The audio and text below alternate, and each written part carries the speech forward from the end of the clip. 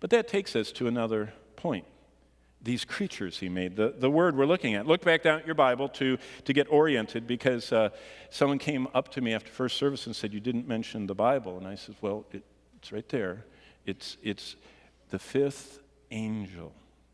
That's what we're looking at this morning. Let's your mind go from that. And let's talk about angels and demons, because there's two types of angels revealed by God, the good and the rebels. So it's very clear from the divisions of angels, God doesn't tolerate any rebellion at all.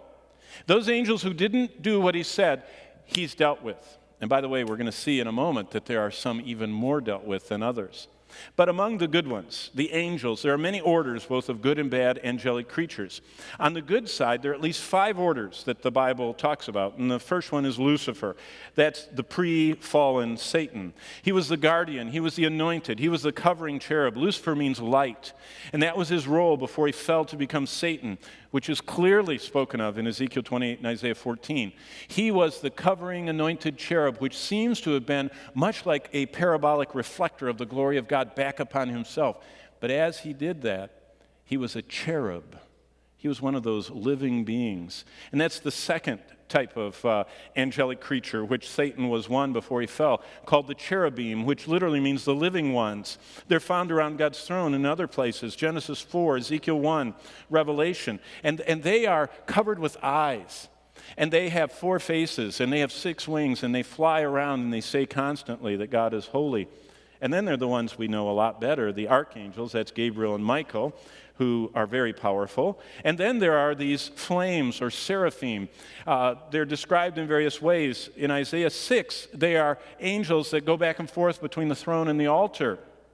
But also in Revelation 1, 4, and 5, and 8, they seem to always stand like towers of flames around God's throne. They are possibly the same as the seraphim of Isaiah, but the word seraph means to burn, fiery. They're just like a column of burning fire that surrounds the throne of God. And then beyond them are the normal angels by the billions. They're all through scriptures. And those are just the good ones. Now the other third that are the fallen ones, the demons. And there are at least 7 different orders of demons that have power that's much more, the good angels, it doesn't really talk that much about what they can do. We see it here and there. But the bad angels, a lot is told us about them. In the dark side of the angel spectrum, several orders of bad or unholy or rebel angels test the limits of our mind to understand. Let me just give you a quick rundown of the bad guys that are against every one of us that name the name of Christ. And that's why it's so good to know that we have the Spirit of God within us at the instant of our salvation, because he is the only protection against this group that are always against us. First of all, there's the angel of light. By the way, that's what God calls Satan. The former Lucifer in 2 Corinthians 11:14 is called the angel of light. Isn't it interesting that every time a Mormon who denies the deity of Christ or some other false teacher sees an angel, they're always an angel of light that's saying, you don't need Jesus, just come to me, come to me. See, that's Satan's primary role as the deceiver, the angel of light. He is also called in the scriptures as the ruler of this world, John chapter 12, verse 31, and the fallen, formerly highest and most powerful of all the angels. John says in chapter 5 of his first epistle that the whole world lies in his lap. And he is the one that is pulling the strings and orchestrating a global rebellion against God. But we don't know very much about him, and there's another minion that's after him. He's called the Destroyer. We do know more specifically about him. This is a specific named angel that is also referred to as the one that the Lord sends to bring death. In fact, in Exodus 12:23, the Destroyer is the same angel that God unloosed for one night in Egypt. And in one night, one angel killed every firstborn male in the country and every firstborn animal in the flock in the dark in one night in a whole country. That's an astounding feat. He got loose at God's control once again and killed 70,000 men in 3 days because of David's census in 2 Samuel 24. Also, in the response to the prayer of Isaiah and Hezekiah, he would destroy the entire Assyrian army besieging Jerusalem in 2 Chronicles 32:21. In fact, a week from Wednesday, the group that's going to Israel is going to be standing on the actual wall. And I'm going to be pointing them to where Hezekiah stood as he woke up that morning when the angel of death came and destroyed 185,000 soldiers sleeping in tents just outside the north wall of Jerusalem.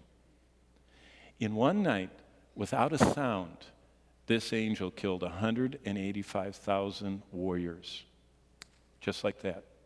Just when they woke up in the city of Israel, or Jerusalem, they looked out, and it says they were all dead, just laying there on the ground. This guy is not to be messed with, and he is the one that we see unleashed in Revelation 9 onto the whole planet. Then thirdly, his cohorts are the horrible monsters that are under the destroyer, who is named Abaddon. These are horrific creatures in the abyss. If you look at verse 11, it talks about this captain coming out with them behind him. And they come out like locusts coming out of this smoke of a furnace coming out of the pit. And those horrible monsters are chillingly described. I mean, just hearing what they can do as we go through those verses is very similar to what demonic possession, people that Christ met that were writhing and foaming and horribly afflicted and twisted bodies, that's what these demons do to everyone they touch, all over the face of the earth for 5 months. Number 4 are the doomed angels. They're described as angels chained by God and imprisoned in a place Peter calls Tartarus, a prison. They're awaiting final judgment, Jude says in chapter 1, verses 6 and 7. And so among the bad ones in the pit, there's even worse ones that God says, I'm never going to let them out. They're chained forever. They're so bad. And then there are the national princes. The prince of Persia, one is called. The prince of Greece, another's called. That's in Daniel 10. And then in Ephesians 6, there's another group that we don't even know for sure how many of them there are. There are principalities and powers, rulers of darkness of this age, spiritual hosts of wickedness in the heavenly places. And then beyond that, there are demons, fallen angels that don't have any title. But for just a second, did you notice what I said about just one of them? His power. In Exodus 12:23, he kills every firstborn baby and flock member in one night. Did you know to have a biometric database that tells who in the dark in a home is firstborn and male, and out in the pasture, which of those animals was born first? No one has a database like that. Even the NSA doesn't have anything that is like that. And then to be able to do it in the dark across the whole nation, and to be able to do it and see that there's blood on the doorways of certain houses so you don't touch their animals or their children, is nothing that is humanly possible. And yet one angel did that in one night. In 2 Samuel, he went through and got the 70,000. In 1 Corinthians 10, in Revelation 9:11, we see him. His name is the Destroyer. God identifies him in Hebrew as Abaddon and in Greek as Apollyon.